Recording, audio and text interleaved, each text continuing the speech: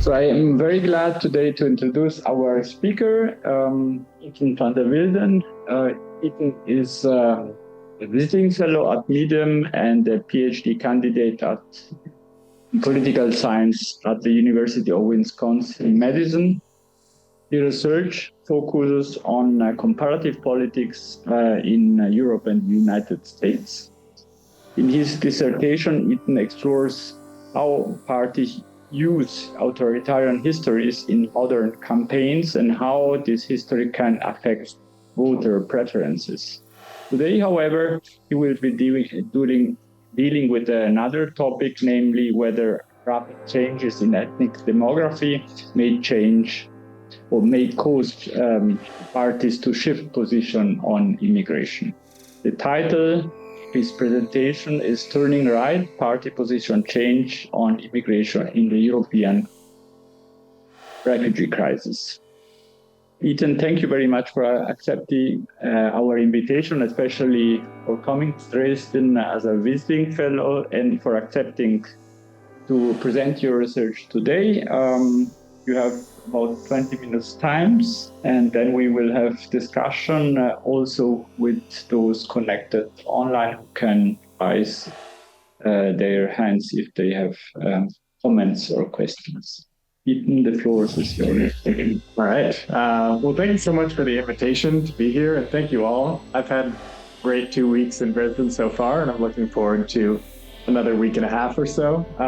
But today I'm very excited to present this research in progress. Looking forward to our discussion as well as any feedback you might have on the project titled Turning Right, Party Position Change on Immigration in the European Refugee Crisis. So to start us off, I want us to just kind of consider some of the dominant narratives of the political consequences of the so-called refugee crisis, where in 2015 we see a rapid increase in the number of asylum seekers and asylum applications to European countries. And subsequently, we have a lot of academic studies as well as news reports commenting on how this crisis may affect various political attitudes, often related to public opinion or national policy outputs. And I think one outcome that I saw quite a bit is electoral outcomes. So we see stories about the migrant crisis fueling the success of the far right in Germany, the Swedish far right kind of capitalizing off the migrant crisis, and many similar stories throughout Europe. But I kind of shift our attention a little bit away from these kind of voter-based outcomes relating to public opinion as well as electoral outcomes, and want to focus on how this crisis may have shaped or reshaped party systems. And what I'm talking about here is how did individual political parties react to this crisis? And what variables might explain some of the variations in these reactions? So why would certain parties adopt more restrictive positions on immigration throughout the crisis, while others may kind of stay stagnant or adopt different positions? And one factor that I'm going to focus on in this presentation is essentially differential exposure to the crisis. So does differential exposure to the so-called crisis affect party position change on immigration? And what I mean by differential exposure is that we can think of this crisis as a kind of asymmetric shock, where different countries faced different local contexts. And what I'm plotting here is just the number of asylum applications in 2015 and 2016 to various European countries as a proportion of the population. And we can see some variation here.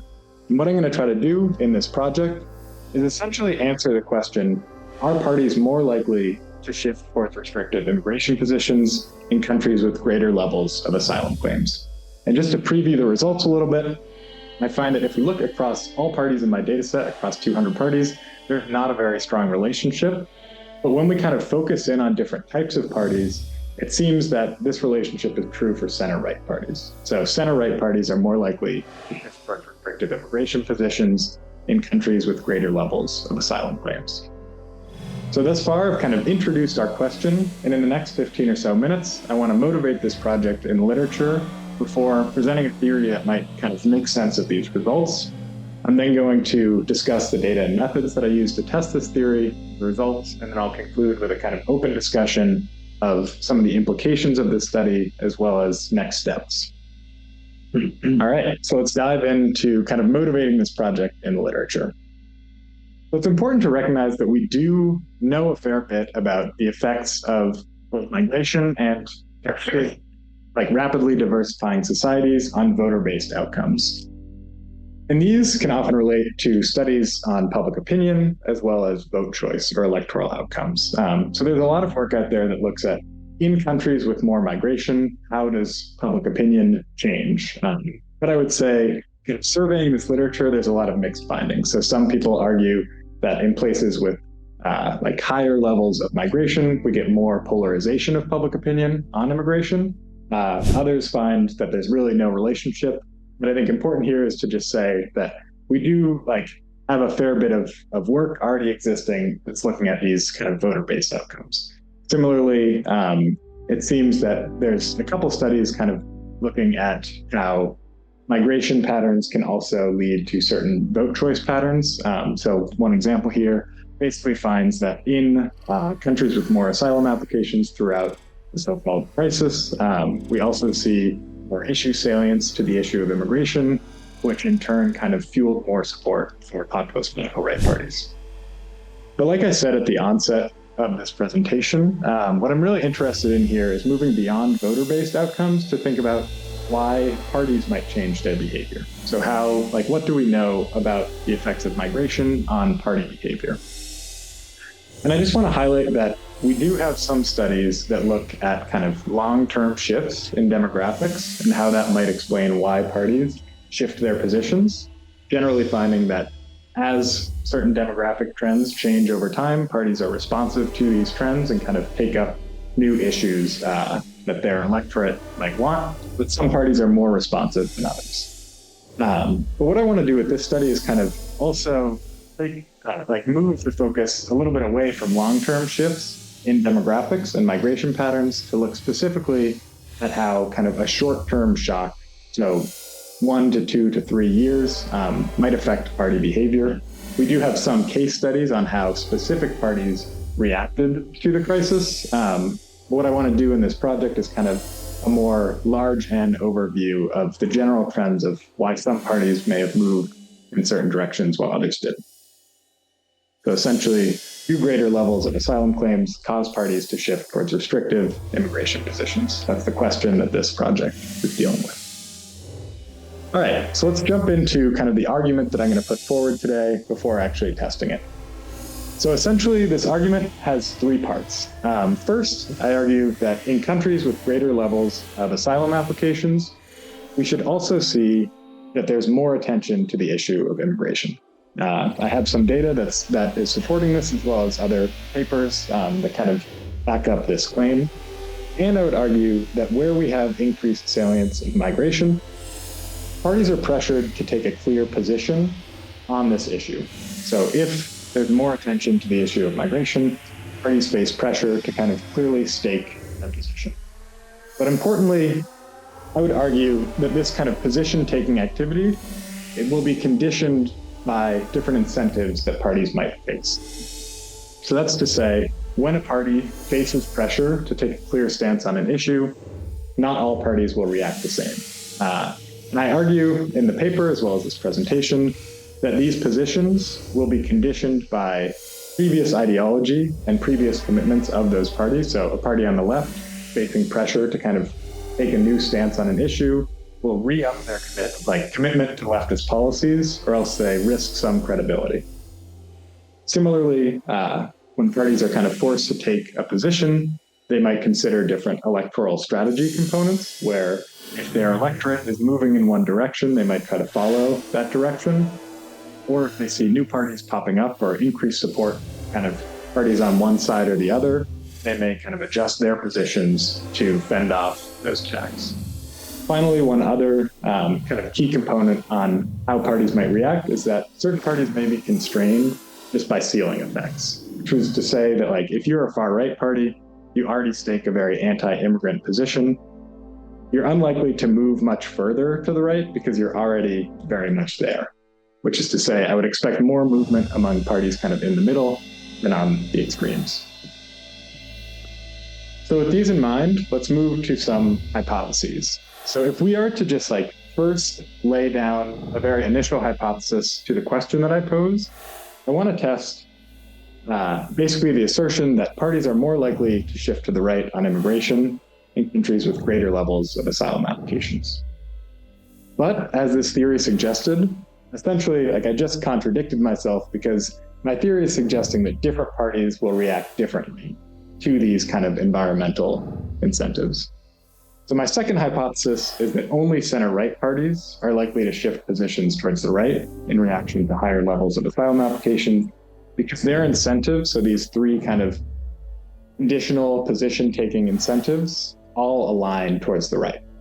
So if we go through kind of each of these prototypes of parties, and I want to remind people that this is like a very general theoretical view. Certain parties may kind of walk away from the trend a little bit, but in general, this is what I would expect. So for parties on the far left, if they are forced to kind of confront an issue, if they're more likely to kind of restake a position on an issue, they're likely to ideologically recommit to the left. If they move to the right, they're kind of risking credibility. Likely their voters are also potentially demanding more open immigration policy, which would push them also to the left. But I would argue that these parties are relatively constrained because likely they're already staking pretty open immigration positions and they don't have that much room to move. For center-left parties, we might expect also similarly a kind of ideological recommitment to the left. But I would argue that their electoral strategy is probably much more mixed. So they have pressures pulling them to the right as well as the left. Their voter base, some may be moving to the left, some may be moving to the right. So I think that picture is much less clear. And for that reason, wouldn't really expect one strong directional movement here. But I think for center-right parties, this is the case where we actually might expect quite a bit of movement. So that's to say center-right parties generally somewhat restrictive on immigration. If they're forced to confront the issue and kind of restake their position, they may kind of re-up on that commitment because moving to the left risks their credibility. Their voters also, they may be moved in a little bit of both directions, but I also think that these are parties that are trying to fend off growing support from the far right, so they may try to move further to the right as a kind of defensive strategy. And these are also unconstrained parties. So altogether, that to me suggests that if you have center-right parties in spaces where they're kind of forced to re-up on their commitments to their anti-immigrant positions, they're more likely to shift to the right. Same story with far-right parties, but here I think that they run into ceiling effects where for a far-right party, it likely won't really matter what the environmental context that they're operating in is. They're already pretty far on the right. They don't have that much space to move. So I've just put forward two hypotheses, and essentially these are two ways of answering the question, are parties more likely to shift towards restrictive immigration positions in countries with greater levels of asylum claims? The first hypothesis is just looking at overall what is the picture like, and the second hypothesis is to say it's really only center-right parties that would fit this trend. So essentially to test these two hypotheses, I need data on both asylum applications as well as issue positional shifts. So to get my kind of explanatory variable, I look at the number of asylum applications to a country in 2015 and 2016, and then normalize it by the population in that country. So basically we get this relative measure of exposure to the crisis. As an outcome variable, I'm looking at issue positional shifts on immigration, and I use expert survey data here. I'm happy to kind of talk about the merits and downfalls of this in the Q&A, but I think this is the best available data to do this. And I'm essentially just looking at a post-crisis measure of immigration positions compared to a pre-crisis measure. So did parties generally move to the right or the left? And then also to assess that second hypothesis, I split parties into kind of four prototypical ideological groups. I have some other specifications that have essentially the same results. But this is like the general data that I'm working with, which leads to 198 parties, all that I can compare. So just some quick descriptives, if we're interested in kind of what this outcome looks like. I think it's important to note that, first of all, there's no overall shift in immigration positions from the 2014 and the 2019 data. So there's like a tiny shift, but well within the margin of error of 0, which is to say, if we don't look at the effect of asylum applications on party position shifts, like if we're just looking at party position shifts, there's really no trend, which I think is kind of interesting in its own right. However, if you kind of separate by countries, there are some countries with pretty strong trends and some with other trends. But if you separate by party groups, also all kind of around zero. But like I had said, this paper is not just about describing issue positional shifts, it's trying to understand why we get variation there. So what I'm going to do in our next slide is essentially present some results from a regression model that's looking at does greater levels of asylum applications to a country lead to more issue positional shifts for that country. So the P here is at the country level. Essentially, it's a variable for asylum applications, whereas the delta is the outcome variable looking at a change in positional shifts. For those interested, the standard errors are like clustered at the country level. One second issue that I want to bring up, and I'm not sure like how methods heavy this crowd is, but there is a kind of issue where it's possible that there could be some reverse causality here, where if parties signal that they're very open and trying to like change positions towards more open immigration positions, maybe that might attract more asylum seekers to those countries, which could then actually kind of tell the reverse story of what I'm trying to say. To get around this, I also use a second specification. That's a two-stage least squares model, using an instrument to kind of predict asylum applications. If anybody wants to get into this, super happy to do so, but I'm guessing there's no need to spend too much time on this. Essentially just two ways of modeling the same relationship. All right, so let's dig into some results. So these are basically the main results of the model that I'm running. And as a reminder, what this is showing is the effect of a 1 unit increase in asylum applications to a country on party positions.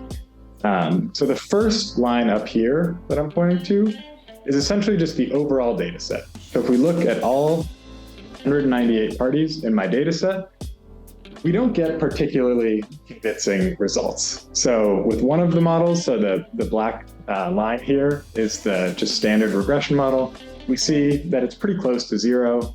It's not past conventional levels of statistical significance, so we wouldn't really say that it seems like parties operating in countries with more asylum applications are more likely to shift their positions, whereas the other model does show a medium-sized effect. But I think generally what I would take from this is that overall results are not very robust for the general model, including all parties.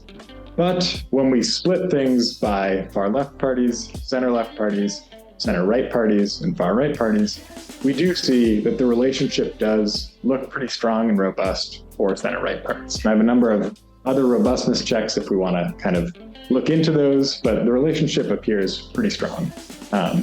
So I would say that this is not supporting the first hypothesis that we should see movement on all parties, but it would support the second hypothesis, which is that for center-right parties, more asylum applications to those countries causes a restrictive backlash on immigration.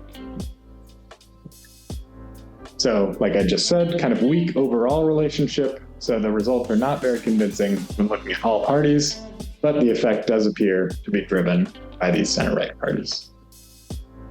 I'd also just point out, in the paper, I kind of go into this in some more detail, and I'm happy to look more into this in the Q&A as well. But additional observable implications are pretty well supported in the data. So it does look like in countries with greater levels of asylum applications, we get more salience to the issue of immigration. I looked at that with public opinion data, media coverage, as well as the salience that parties place on the issue. And then we also see more polarization in countries with greater levels of asylum applications, as well as more movement just generally from centrist parties as compared to far right and far left parties. So kind of supporting that ceiling effects model that I had put forward. So at this point, we've seen the results. If we're asking the question, are parties more likely to shift towards restrictive immigration positions in countries with greater levels of asylum claims? I would say generally the answer does not look to be yes, but if we look at the specific subset of parties that I would consider center-right parties, there does seem to be a relationship there. So that's essentially the main finding from this analysis so far, is that higher levels of asylum applications to a country, cause restrictive rightward shifts on immigration, but only for center-right parties. And I think that this finding kind of adds to our understanding of heterogeneous reactions to the crisis and variation in kind of some of the political effects of the crisis. So what we see is that there's no overall story. Like I had said, there really doesn't look to be much difference between ratings of immigration positions in pre-crisis data as well as post-crisis data. But what we do see is that there is some within the parties in terms of some parties moving more to the right, some moving more to the left. And at least part of this can be explained by kind of the local context, which helps also kind of contribute to a larger kind of discussion of why parties might shift their positions. Here, kind of investigating the local context as well as kind of rapid shifts to the demographic makeup of a country. Next step, I think that this kind of same setup would be interesting to explore with other groups of migrants or asylum seekers. Like we could think about whether this project would apply to asylum seekers from Ukraine. I think pretty obviously it would not, because this is very much a racialized crisis, like this in what this paper is looking at. So I think trying to expand this theory to think about migration more generally rather than asylum seekers who are kind of racially and religiously potentially outside of the norm or mainstream. Additionally, another kind of aspect of party system change that might be interesting to look into is the emergence of new parties. And as with all kind of large and quantitative studies, I think that this paper would definitely benefit from some more kind of case studies to add some detail. But the general implications of what I'm finding here is that political parties react to their environmental contexts in different ways, kind of understand or predict why some parties would move in certain directions while others would move in other directions. We need to consider the various incentives that they face. So I'll leave it at that. Thank you all for listening. And I'm looking forward to your feedback.